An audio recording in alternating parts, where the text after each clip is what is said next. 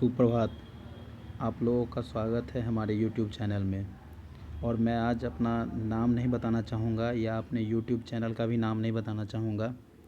बस इतना जान लीजिए कि मैं बिहार का एक साधारण सा लड़का हूँ जो कि बीएड करने के बाद सीटेट पास करने के बाद पीड़ित हो चुका हुआ है यहाँ के शिक्षा विभाग से। और इनफैक्ट सिर्फ यहाँ के शिक्षा विभाग से ही नहीं, मैं पूरे भारत के शिक्षा विभाग से पीड़ित हो चुका हूँ। यहाँ पे क्या नोटिफिकेशन कब आता है, क्यों आता है, कुछ समझ में नहीं आता।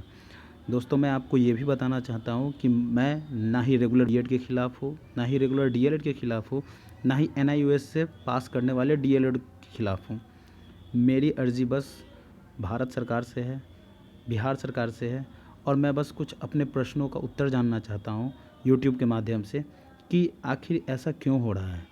सबसे पहला चीज़ तो हम सब जानते हैं, बचपन से सुनते आ रहे हैं, और इस उम्र में आने के बाद हज़ारों फॉर्म भरने के बाद भी मुझे ये मालूम चला है कि नोटिफिकेशन जो फॉर्म भरने से पहले आता है वही नोटिफिकेशन मान्य होता है तब तक जब तक कि भर्ती हो ना जाए। मैंने कई बार एसएससी का भी एग्ज़ाम दिया है, रेलवे का भी दिया है, बैंक का भी दिया है। ऐसा आज तक सुनने के लिए नहीं मिला कि बीच में नोटिफिकेशन को चेंज कर दिया जाता है। बिहार में जो प्रारंभिक शिक्षक नियोजन हो रहा है उसमें सबसे पहले नोटिफिकेशन जारी हुआ था, तो उसमें बोला गया था कि जो मेरिट लिस्ट बनेगा वो merit list, provisional merit list की बात कर रहा हूँ मैं, जो प्रोविज़नल मेरिट लिस्ट बनेगा उसमें बीएड, डीएलएड और जो भी स्टूडेंट्स होंगे सबका मेरिट लिस्ट उनके मेरिट के आधार पे एक ही जगह पे बनेगा, अलग अलग नहीं बनेगा। फिर अचानक से उसमें संशोधन किया जाता है और प्रोविज़नल मेरिट लिस्ट लगभग कई जगहों पे बनने के बाद, मेरिट पब्लिश होने के बाद ये कहा जाता है कि नहीं, डीएलएड वालों को प्राथमिकता दी जाएगी और उनको जो है उनके अलावा जब सीट बच जाएगा तो हम बीएड वालों को लेंगे। ठीक है। उसके बाद मुद्दा उखड़ जाता है एनआईओएस डीएलएड वालों का। और बात करें अगर एनआईओएस डीएलएड वालों से, तो उनके पक्ष में मैं कुछ बात रखना चाहूँगा, या पक्ष बोले या विपक्ष बोले, मैं इसको पहले ही बता देना चाहता हूँ, मैं किसी के विपक्ष में नहीं हूँ, मैं बस तथ्यों को रख रहा हूँ। आज के पेपर में आया था कि लिखा हुआ है कि जुलाई 2019 में सीटेट पास डीएलएड वालों को ही मौका, मतलब कि जो जुलाई 2019 में सीटेट पास किए हैं, ठीक है, उनको मौका मिला जाएगा। अब मैं जब बात हो रही है सीटेट की और एनआईओएस डीएलएड की, तो कुछ चीज़ आपके सामने पेश करना चाहूँगा। पेश ये करना चाहूँगा कि आप देख सकते हैं ये सीटेट का एलिजिबिलिटी क्राइटेरिया है। इसमें अगर मैं आपको बताऊं कि minimum qualification for becoming a teacher for class 1 to 5, मतलब कि 1 से 5 तक के कक्षाओं में शिक्षक बनने के लिए जो मिनिमम क्वालिफिकेशन होना चाहिए वो आप देख सकते हैं।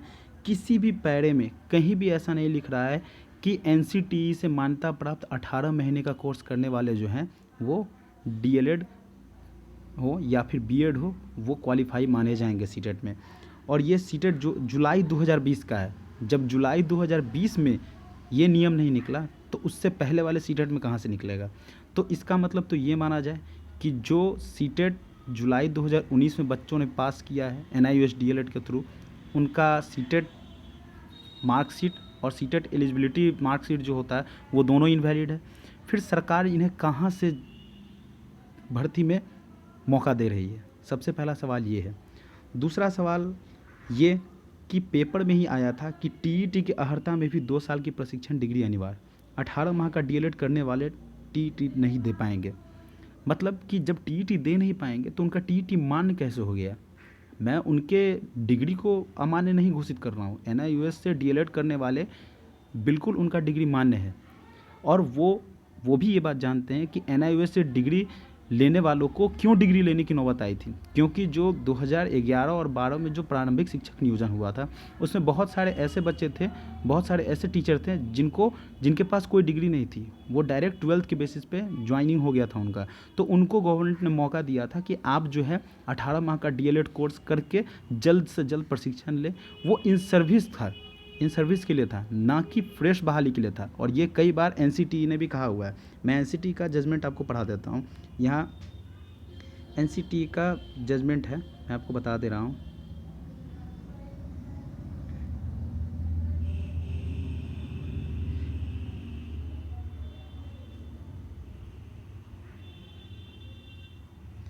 देखिए यहाँ एनसीटी का जजमेंट है और ये 11/9/2019 का है। इसमें लिखा हुआ है कि अतएव उक्त तथ्यों में आलोक में सूचित करना है कि राज्य के प्रारंभिक विद्यालयों में कार्यरत शिक्षक जिन्होंने एनआईओएस द्वारा संचालित सेवाकालीन 18 माह के डीएलएड प्रशिक्षण प्राप्त किया है, उनके प्रशिक्षण प्रमाण पत्र की मान्यता प्रारंभिक विद्यालयों में शिक्षक नियोजन के लिए मान्य नहीं होंगी।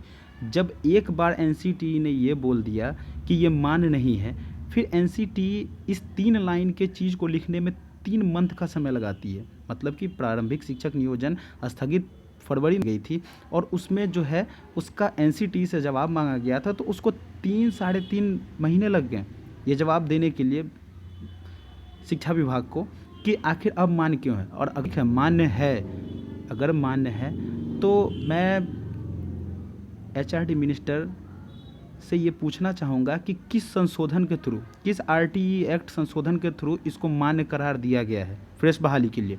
मैं नॉर्मली नहीं बोल रहा हूँ, मैं फ्रेश बहाली के लिए बोल रहा हूँ कि किस आरटीई एक्ट के थ्रू इसको मान्य किया गया है। कृपया करके हमें ये क्लियर किया जाए। और इसके बाद जो है अलग अलग तरह की टिप्पणियाँ आना चालू हो गई। आप देख सकते हैं कि पूरे में क्या क्या टिप्पणियाँ आ रही है। लिख रहा है इनका ही फ़ोटो, हमारे एचआरडी मिनिस्टर का फ़ोटो देखकर यहाँ पे लिखा हुआ है वो है पेपर में कि आईएएस बनना आसान होगा लेकिन शिक्षक नहीं। क्या शिक्षक बनना इतना मुश्किल है? जो शिक्षक दुनिया में आईएएस आईपीएस सबको बनाने की क्षमता रखते हैं, क्या आज शिक्षक बनने के लिए हमें इतना मेहनत करना पड़ेगा और मेहनत करने के बाद भी इतना पापड़ बेलना होगा? मेरी ये उम्मीद नहीं थी। बचपन से यही सुनते आ रहा था कि शिक्षक जो है समाज को बनाते हैं और इसीलिए मेरी आंतरिक इच्छा बनूँ। और आज जब मैंने बीएड किया, सीटेट पास किया और शिक्षक बनने की राह में आगे चल पड़ा, तो ये रास्ता दिखाई दिया। मैं नहीं जानता था, अगर मुझे मालूम होता कि ये रास्ता इस तरह का होगा, मुझे कठिनाइयों से डर नहीं लगता। लेकिन इन सब चीज़ों के कारण मुझे नहीं लगता है कि बिहार में कोई भी लड़का या कोई भी बच्चा टीचर बनने का ख्वाब अब फिर वापस बुनेगा। उसके बाद देखिए कल का ये है, कल का एक ये आया था, कोई आखिरी इच्छा हो तो बताओ। बिहार में शिक्षक बनना चाहता हूँ, चालाक प्राणी अमर होना चाहता है। इसका क्या मतलब निकाला जाए? इसका तो यही सीधा सीधी मतलब है कि टीचर आप बन नहीं सकते हैं। बनना है तो आपके पास विभिन्न सोर्सेज होने चाहिए, बगैर सोर्सेज के आप फिर से आए बात हाई कोर्ट के जजमेंट की। तो हाई कोर्ट का जजमेंट जो एनआईओएस डीएलएड के प्रति आया था, उसमें 16वें पैरे में लिखा हुआ है कि the writ petitioners are allowed. मतलब कि जो रिट पिटिशनर है सिर्फ वही अलाउड होंगे। The respondents are decided to allow the petitioner to apply within the 1 month and consider the case for appointment on the post of primary teacher. मतलब कि जो पिटिशनर थे सिर्फ उन्हीं को अपॉइंटमेंट के लिए यहाँ पे स्पष्ट लिखा जा रहा है। फिर भी प्राथमिक शिक्षा निदेशक जी का कहना था कि हम भेदभाव नहीं कर सकते। ठीक है, बिल्कुल सर, आपके माध्यम से ही मैं आपसे ये पूछना चाहता हूँ कि मुझे इनमें से किसी के भर्ती से कोई प्रॉब्लम नहीं है। आप रेगुलर डीएलएड को भर्ती कीजिए, प्रारंभिक शिक्षक नियोजन में रेगुलर बीएड को भर्ती कीजिए या एनआईओएस डीएलएड को भर्ती कीजिए। मैं तीनों के भर्ती से सहमत हूँ। लेकिन कृपया एक बात तो बता दीजिए कि आपके हिसाब से डीएलएड को प्राथमिकता देनी है तो उस नाते तो एनआईओएस डीएलएड को भी प्राथमिकता देनी होगी। तो हम सब ने बीएड, रेगुलर बीएड वाले स्टूडेंट्स ने प्रारंभिक शिक्षक नियोजन में क्लास 1 to 5 में 35,000 40,000 रुपया खर्च करके जो फॉर्म डाला, शरीर को धूप में तपते हुए, तो हमें क्यों ये भुगतना पड़ रहा है? हमारा तो 40,000 नुकसान हो गया ना सर। कौन भरपाई करेगा उसका भरपाई कौन करेगा? ये बताने की कृपा करें हमें।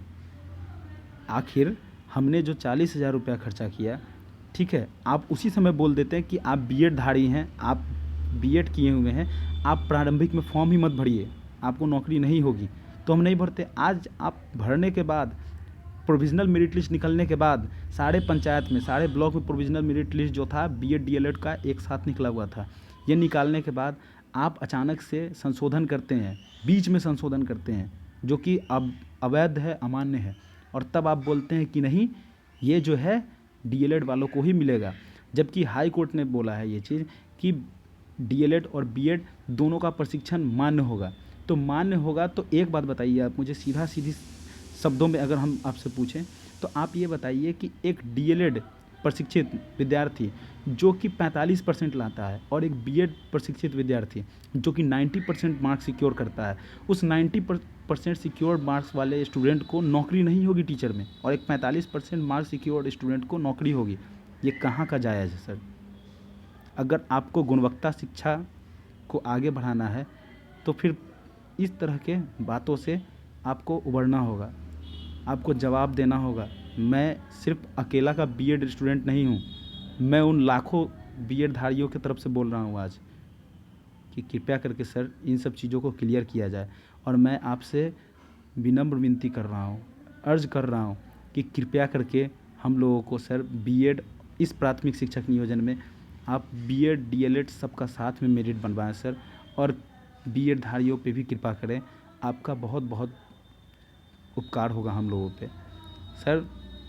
मैं ऐसा नहीं हूँ कि किसी का हक मार रहा हूँ।